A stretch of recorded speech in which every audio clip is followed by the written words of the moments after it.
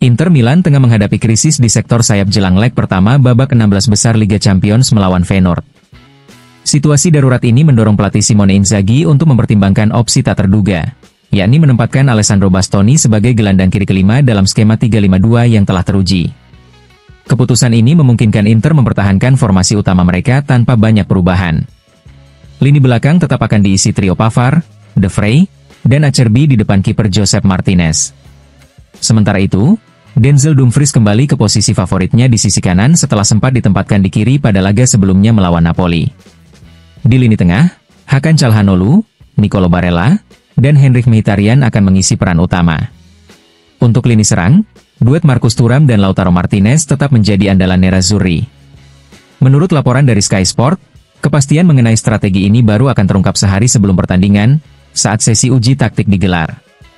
Inter berharap keputusan ini dapat memberi mereka keunggulan saat bertandang ke De Kuip, Rotterdam, Rabu malam.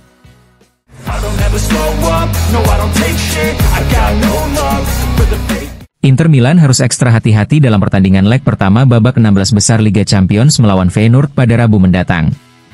Dua pemain kunci, Denzel Dumfries dan Benjamin Pavard, berada dalam situasi berbahaya karena sudah mengoleksi kartu kuning.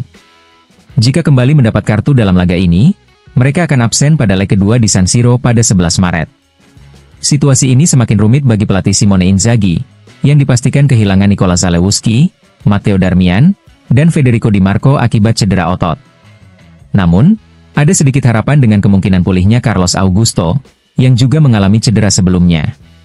Selain Dumfries dan Pavard, dua gelandang Inter, Nicolo Barella dan Christian Aslani, juga harus berhati-hati karena berada dalam ancaman skorsing. Dengan kondisi ini, Inter perlu tampil disiplin agar tidak kehilangan pemain kunci dalam misi mereka melangkah lebih jauh di Liga Champions.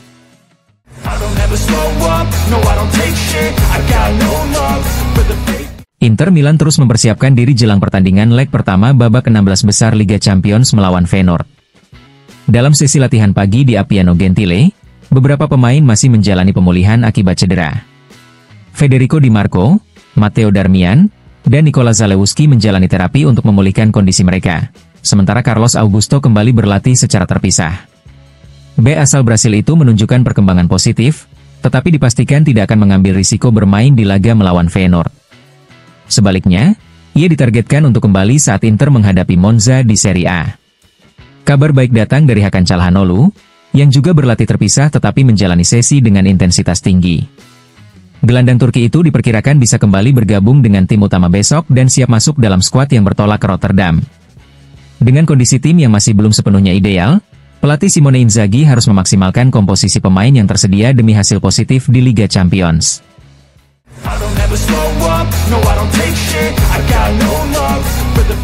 Corriere dello Sport membunyikan alarm terkait performa menurun duet penyerang Inter Milan, Marcus Thuram dan Lautaro Martinez. Statistik menunjukkan bahwa Thuram hanya mencetak 1 gol dalam 13 pertandingan terakhir dan gagal mencetak gol dalam 8 laga terakhirnya.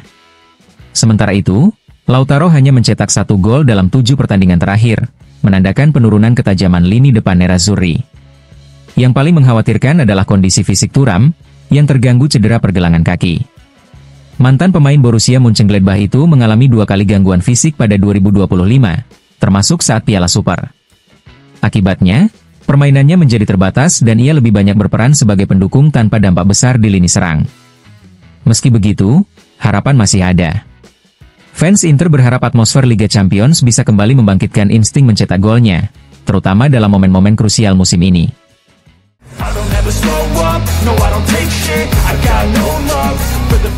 Bagaimana peluang tim-tim favorit untuk memenangkan Liga Champions berubah setelah undian babak 16 besar? Superkomputer milik Opta telah menjalankan 40.000 simulasi menggunakan Opta Predictor untuk menganalisis probabilitas kemenangan masing-masing tim hingga final di Munich pada 31 Mei. Hasil simulasi menunjukkan bahwa Liverpool dan Barcelona masih menjadi kandidat utama untuk mengangkat trofi Liga Champions, dengan peluang masing-masing sebesar 17,2% dan 15,4%. Sementara itu, peluang Inter Milan asuhan Simone Inzaghi mengalami peningkatan kecil, naik 0,3% menjadi 12,7%.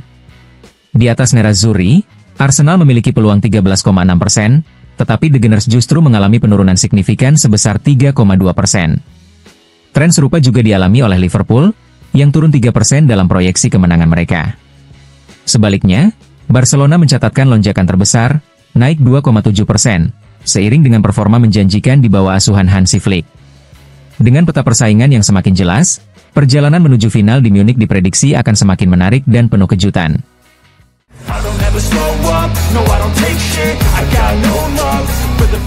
Inter Milan mulai menyusun rencana untuk memperkuat skuadnya musim depan, dan salah satu nama yang masuk dalam daftar incaran adalah Conny de Winter.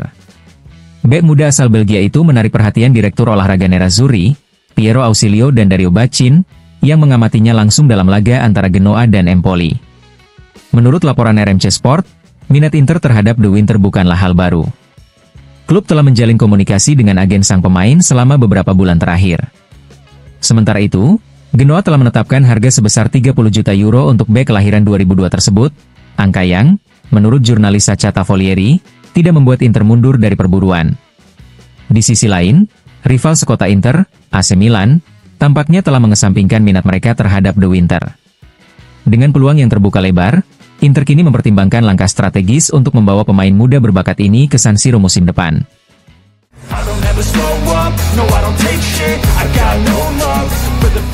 Meskipun masih kokoh di puncak klasemen Serie A dan bersaing di semua kompetisi, Inter Milan tampaknya mulai memasuki fase penurunan performa. Selain hasil imbang melawan Napoli, banyaknya cedera serta penurunan fisik para pemain menjadi tanda bahwa Nerazzurri sedang berjuang untuk menjaga konsistensi. Paolo Di Canio menyoroti perubahan ini dalam wawancaranya dengan Sky Sport. Menurutnya, Inter sebelumnya selalu terlihat mendominasi atau mengendalikan permainan, terutama berkat performa duet Lautaro Martinez dan Marcus Thuram. Namun, kini keduanya tampak mengalami penurunan signifikan. Lautaro sempat menunjukkan tanda-tanda kembali ke performa terbaiknya, tetapi di Naples ia sudah kesulitan sejak menit awal, tanpa kehabisan tenaga, ujar Di Canio. Ia juga menilai bahwa Hakan Calhanoglu masih berusaha bangkit setelah cedera, sementara Henrikh Mkhitaryan mengalami penurunan paling signifikan di lini tengah. Dengan jadwal yang semakin padat, tantangan besar menanti Inter untuk kembali ke bentuk terbaiknya jika ingin tetap kompetitif di semua ajang musim ini.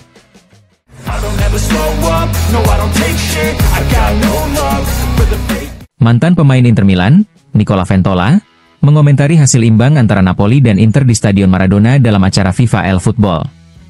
Ventola mengaku terkejut melihat kesulitan fisik yang dialami skuad Nerazzurri sepanjang pertandingan. Menurutnya, para penyerang Inter tidak mampu menguasai bola dengan baik, sementara Napoli terus menekan dengan serangan balik di babak kedua. Ia juga menyoroti kondisi fisik tim asuhan Simone Inzaghi yang terlihat menurun di momen krusial musim ini. Saya belum pernah melihat Inter kesulitan seperti ini dengan hampir seluruh pemainnya. Napoli 3 kali lebih baik dari Inter, dan ini sangat mengejutkan. Secara fisik, Inter tidak dalam kondisi yang baik, ujar Ventola.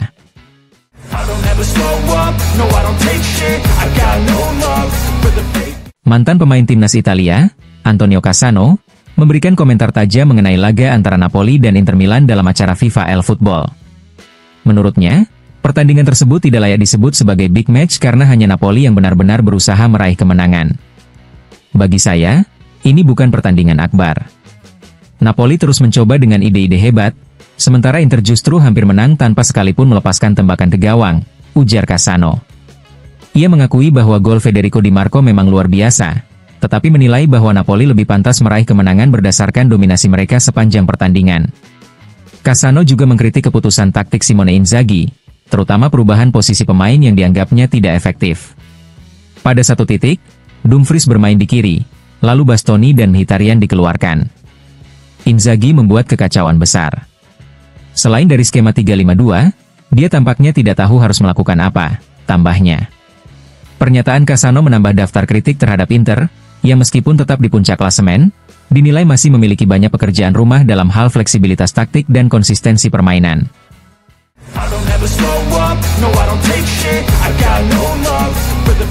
Hasil imbang Inter Milan di Naples tidak mengubah posisi mereka di puncak klasemen Serie A.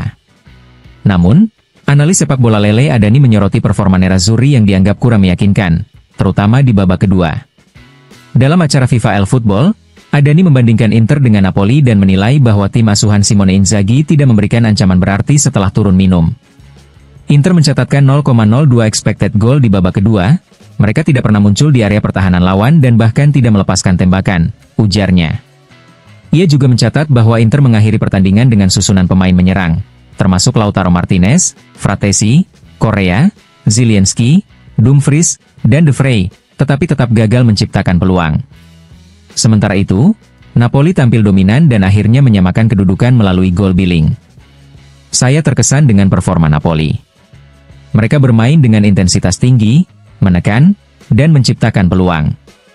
Jika pertandingan berlangsung 6 menit lebih lama, saya tidak tahu bagaimana hasil akhirnya, tambah Adani.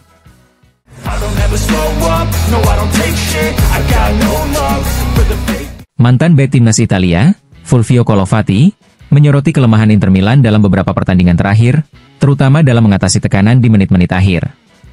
Dalam analisisnya di La Domenica Sportiva, ia menilai bahwa kebiasaan Inter kehilangan kendali di akhir laga bisa menjadi ancaman serius bagi tim asuhan Simone Inzaghi.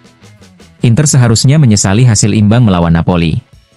Mereka sudah unggul 1-0 hingga menit ke-87, tetapi Napoli bermain lebih baik dan pantas menang, ujar Colovati. Ia menambahkan bahwa dalam 5 pertandingan terakhir, Inter selalu mengalami kesulitan di 30 menit terakhir. Contohnya, saat menghadapi Fiorentina, mereka bertahan sepanjang laga setelah unggul 2-1, sementara dalam duel melawan Juventus, mereka hanya tampil dominan di babak pertama. Colovati juga menyoroti pertandingan melawan Genoa, di mana lawan seharusnya bisa menyamakan kedudukan di menit-menit akhir. Pola yang sama terlihat saat menghadapi Napoli, di mana Inter kembali kehilangan kendali di babak kedua.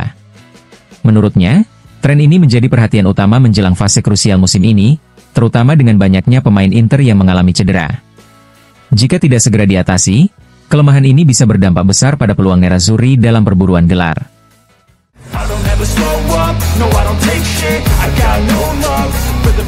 Mantan penyerang asal Belanda, Luc Casteignos, mengenang perjalanan karirnya, termasuk masa-masanya di Inter Milan setelah direkrut dari Feyenoord pada 2011. Dalam wawancara dengan Gazzetta dello Sport, pemain yang kini berusia 33 tahun itu mengungkapkan alasannya pensiun dari sepak bola setahun lalu akibat cedera tendon.